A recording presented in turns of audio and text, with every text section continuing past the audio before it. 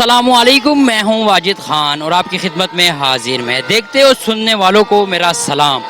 मैं तो सबसे पहले पाकिस्तानियों को मुबारकबाद पेश करूंगा कि 14 अगस्त की रात आज मीनार पाकिस्तान में भरपूर तादाद में लोगों ने यहाँ पे शिरकत की। बहुत खुशी हुई। जो लोग कहते थे कि 14 अगस्त नहीं मनाएंगे, पर उनकी सोच गलत साबित हुई। यहाँ पर भरपूर तादाद में लोग हैं।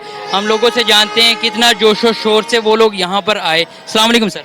वालेकुम सलाम। सर, आप यहाँ पर आए, माशाल्लाह, किस तरह लग रहा है आपको यहाँ पर आके? जो लोग कहते थे कि 14 अगस्त नहीं मनाएंगे, उनके लिए क्या पैगाम?